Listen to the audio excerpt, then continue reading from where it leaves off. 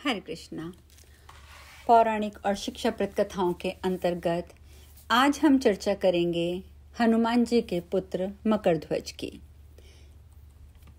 हिंदू धर्म को मानने वाले ये बहुत ही अच्छी तरह जानते हैं कि भगवान श्री राम के परम भक्त और भगवान शंकर के 11वें रुद्र अवतार श्री हनुमान जी बाल ब्रह्मचारी थे। लेकिन बहुत ही कम लोग इस बात को जानते हैं कि शास्त्रों में हनुमान जी के एक पुत्र का भी वर्णन मिलता है। शास्त्रों में हनुमान जी के इस पुत्र का नाम मकरध्वज बताया गया है और भारत में ऐसे 2 ही मंदिर हैं जहां पर हनुमान जी की पूजा एवं और उनके पुत्र की पूजा एक साथ की जाती है। हनुमान जी का और उनके पुत्र का जो पहला मंदिर है वो है गुजरात के भेंट द्वारिका में। यह स्थान मुख्य द्वारिका से 2 किलोमीटर अंदर ही है और इस मंदिर को दांडी हनुमान मंदिर के नाम से जाना जाता है। ऐसी मान्यता है कि ये वही स्थान है जहां पहली बार हनुमान जी अपने पुत्र मकरध्वज से मिले थे। मंदिर के अंदर प्रवेश करते ही सामने हनुमान पुत्र मकरध्वज की प्रतिमा है। वहीं पास में हनुमान जी की प्रतिमा भी स्थापित है और इन दोनों प्रतिमाओं की विशेषता ये है कि इन दोनों के हाथ में कोई भी शस्त्र नहीं है और ये दोनों प्रतिमाएं बहुत ही आनंदित मुद्रा में हैं। और जो हनुमान जी और मकरध्वज का दूसरा मंदिर है वो मंदिर है व्यावर राजस्थान में। राजस्थान के अजमेर से 50 किलोमीटर दूर जोधपुर मार्ग पर स्थित व्यावर में हनुमान जी के पुत्र मकरध्वज का ये मंदिर स्थापित है। यहाँ मकरध्वज के साथ हनुमान जी की पूजा भी की जाती है। प्रत्येक मंगलवार और शनिवार को देश के अनेक भागों से श्रद्धालु यहाँ दर्शन के लिए आते हैं। व्यावर के विजयनगर बलाड़ मार्ग में स्थित मध्य में स्थित ये प्रख्यात मंदिर त्रेता युगीन संदर्भों से जुड़ा हुआ है। यहाँ शारीरिक मानसिक रोगों के अलावा ऊपरी बाधाओं से भी मुक्ति मिलती है। साथ ही मनोकामनाएं भी यहाँ पर पूर्ण हो जाती हैं। संभवतः संपूर्ण भारत में व्यावर का ये दूसरा अनूठा मंदिर है जहाँ पर एक स्थान पर हनुमान जी और उनके पुत्र मकरध्वज अर्थात दोनों पिता पुत्र दोनों की एक साथ पूजा अर्चना की जाती है। जनश्रुति है कि हनुमान के पुत्र होने के कारण भगवान श्री राम ने मकरध्वज को पाताल से बुलाकर तीर्थराज पुष्कर के निकट नरवर्क से दिवेर तक के प्रदेश का अधिपति बना दिया था और ये सब कुछ भगवान श्री राम ने स्वयं किया था। श्री राम ने मकरध्वज को ये वरदान भी दिया कि कलयुग में ये जागृत देवता के रूप में भक्तों के संकटों का निवारण करेंगे और उनकी मनोकामनाओं को पूर्ण करेंगे। और उसी के अनुसार जहां पूर्व में मकरध्वज का सिंहासन था उस पावन स्थल पर मकरध्वज बालाजी के विग्रह का प्राकट्य हुआ और उसी समय मेहंदीपुर में हनुमान बालाजी भी सविग्रह यहाँ अपने पुत्र के साथ विराजमान हो गए। यहाँ पर शारीरिक मानसिक रोगों और इसके साथ साथ ऊपरी बाधाओं से भी मुक्ति मिलती है। सभी इंसानों की जो भी यहाँ अपनी मनोकामनाएं लेकर आते हैं उनकी मनोकामनाएं भी पूर्ण होती हैं। यहाँ इतने साक्षात चमत्कार देखने को मिलते हैं कि नास्तिक भी आस्तिक बन जाते हैं। यह स्थल हनुमान मकरध्वज गोरखनाथ महाकाल भैरव घंटा कर्ण संबंधी समस्त उपासना एवं तंत्र मंत्र साधना के लिए उपासकों भक्तों साधकों तांत्रिकों और सर्व सिद्ध प्रदाय जागृत तीर्थ कहलाता है। और यही कारण है कि अनेक साधक अपनी साधना में लीन होकर भली भांति के तांत्रिक प्रयोग यहाँ करते हुए आपको दिखेंगे। मकरध्वज का जन्म कैसे हुआ इसके पीछे भी एक रोचक कथा हमें सुनने को मिलती है।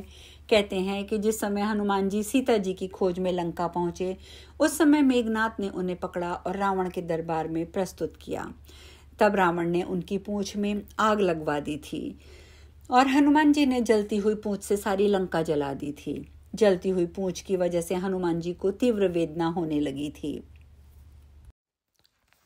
इसे शांत करने के लिए वे समुद्र के जल में अपनी पूंछ की अग्नि को शांत करने के लिए पहुंच गए। उस समय उनके पसीने की एक बूंद पानी में टपकी जिसे एक मछली ने पी लिया। उसी पसीने की बूंद से वह मछली गर्भवती हो गई और उसे एक पुत्र उत्पन्न हुआ और उसी का नाम पड़ा मकरध्वज। मकरध्वज भी हनुमान जी के समान ही महान पराक्रमी और तेजस्वी था। उसे अहिरावण द्वारा पाताल लोक का द्वारपाल नियुक्त किया गया था।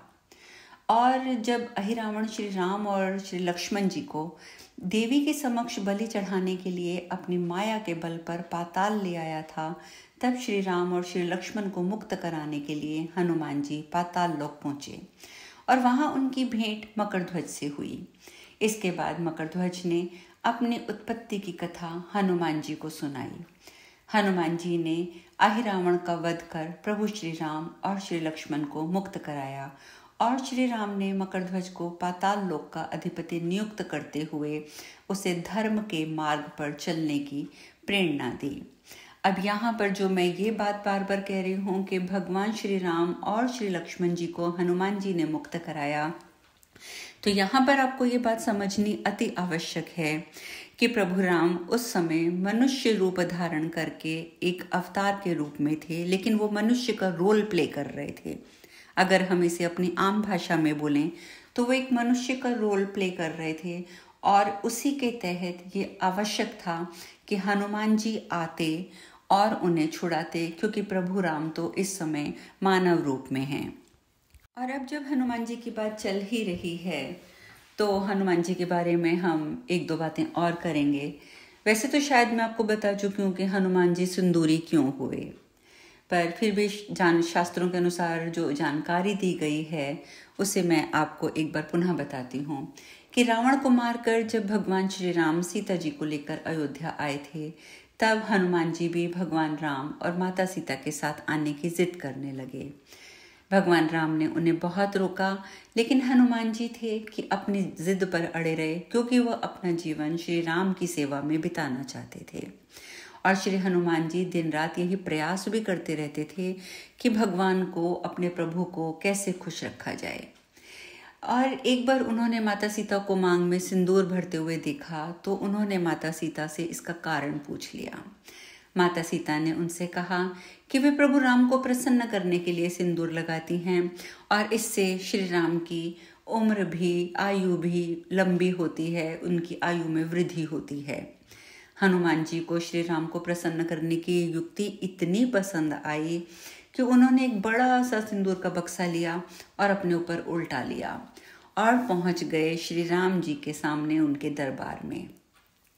और तब श्री राम जी उनको इस तरह से देखकर आश्चर्य में पड़ गए और उन्होंने इसका कारण पूछा। हनुमान जी ने श्री राम से कहा कि प्रभु, मैंने आपकी प्रसन्नता के लिए ये किया है। सिंदूर लगाने के कारण ही आप माता सीता से बहुत प्रसन्न रहते हो। अब आप मुझसे भी उतने ही प्रसन्न रहना, बल्कि उनसे ज़्यादा प्रसन्न रहना, क्योंकि मैंने तो पूरे शरीर पर मल लिया है इस सिंदूर को। और जितना ज़्यादा मैं सिंदूर लगाऊंगा, आपकी आयु में भी वृद्धि होगी, जैसा कि माता सीता ने बताया है। मैंने इसीलिए ये किया है। तब श्री राम को अपने भोले भाले भक्त हनुमान की युक्ति पर बहुत हंसी आई और सचमुच हनुमान जी के लिए श्री राम के हृदय में जगह और ज़्यादा गहरी हो गई। ये होती है एक प्रेम भरी भक्ति। अब एक बात और आती है कि हनुमान जी की महिलाओं को पूजा नहीं करनी चाहिए। कई जगह पर ये आपको पढ़ने को सुना होगा। आप सब जानते हैं कि हनुमान जी सदा ब्रह्मचारी रहे। शास्त्रों में हनुमान जी की शादी होने का वर्णन मिलता है, लेकिन आप सब ये भी जानते हैं कि वो शादी भी हनुमान जी ने वैवाहिक सुख के लिए नहीं की थी, बल्कि उन 4 प्रमुख विद्याओं की प्राप्ति के लिए की थी, जिनकी प्राप्ति सिर्फ एक विवाहित व्यक्ति ही कर सकता था। इस कथा के अनुसार हनुमान जी ने जब सूर्य देवता को अपना गुरु बनाया था, सूर्य देवता ने 9 प्रमुख विद्याओं में से 5 विद्याएं अपने शिष्य हनुमान को सिखा दी थी, परंतु बाकी 4 विद्याएं सिखाने की जब बारी आई, तब सूर्यदेव ने हनुमान जी से कहा था कि उन्हें शादी करनी होगी, क्योंकि विवाह से पूर्व ये विद्याएं नहीं दी जा सकती। और अपने गुरु की आज्ञा से हनुमान जी ने विवाह करने का निश्चय भी कर लिया, परंतु समस्या यहाँ आई कि हनुमान जी का विवाह किस कन्या से किया जाए जो उनके ब्रह्मचार्य को भी ना तोड़े। तब सूर्यदेव ने अपनी परम तेजस्वी पुत्री सुवर्चला से हनुमान जी को शादी करने का प्रस्ताव रखा। हनुमान जी और सुवर्चला की शादी हो गई, परंतु सुरवचला परम तपस्वी थी। शादी होने के बाद भी सुरवचला तपस्या में मग्न रही और उधर हनुमान जी ने अपनी बाकी की 4 विद्याओं को, उसके ज्ञान को हासिल कर लिया। इस प्रकार विवाहित होने के बाद भी हनुमान जी का ब्रह्मचर्य का जो व्रत था वो नहीं टूटा। और आप जानते हैं कि हनुमान जी प्रत्येक स्त्री को माँ के समान दर्जा देते थे और यही कारण है कि किसी भी स्त्री को वे अपने सामने प्रणाम करते हुए नहीं देख सकते, बल्कि स्त्री शक्ति को तो वह स्वयं नमन करते हैं। यदि महिलाएं चाहें तो हनुमान जी की सेवा में दीप अर्पित कर सकती हैं, हनुमान जी की स्तुति कर सकती हैं, हनुमान जी को प्रसाद अर्पित कर सकती हैं, लेकिन 16 उपचारों में, जिनमें मुख्य स्नान, वस्त्र, चोला चढ़ाना, ये सब सेवाएं आती हैं, ये सेवाएं महिलाओं के द्वारा हनुमान जी कभी भी स्वीकार नहीं करते, क्योंकि वे महिलाओं को अपनी माता मानते हैं। जाते जाते मैं ये भी एक बार आपसे चर्चा करना चाहूँगी कि हनुमान जी का नाम हनुमान कैसे पड़ा। आपको पता ही है कि हनुमान जी माता अंजनी और केसरी जी के पुत्र थे और पवन देव के आशीर्वाद से हनुमान जी का जन्म हुआ था। और हनुमान जी जन्म से ही बहुत अधिक ताकतवर और विशाल शरीर वाले थे। हनुमान जी के बचपन का नाम मारुति था। एक बार मारुति ने सूर्य देवता को देखा और फल समझ लिया और फिर तेजी से सूर्य देवता की ओर पहुंचकर उन्हें निगलने की कोशिश में अपने मुंह को बहुत बड़ा कर लिया। इंद्रदेव ने मारुति को जब ऐसा करते देखा तो उन पर अपना वज्र छोड़ दिया। वज्र जाकर मारुति के हनु यानी कि ठोड़ी पर लगा और वज्र लगते ही नन्हे मारुति बेहोश हो गए। ये देखकर उनके पालक पिता जो कि पवन देव थे, उन्हें बहुत गुस्सा आया और उन्होंने सारे संसार में पवन का बहना रोक दिया। देखिए, जीवन पानी के बिना कुछ समय तक रह सकता है, लेकिन प्राणवायु के बिना तो एक क्षण भी नहीं। इसीलिए इंद्र देवता ने पवन देव को तुरंत मनाया।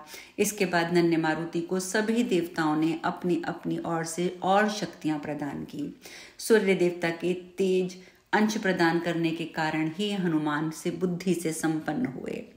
वज्र मारुति के हनु पर लगा था, जिसके कारण उनका नाम हनुमान हुआ। अब हम इस कथा में यहीं विश्राम लेंगे। कल नई कथा के साथ फिर मिलेंगे। हरे कृष्णा।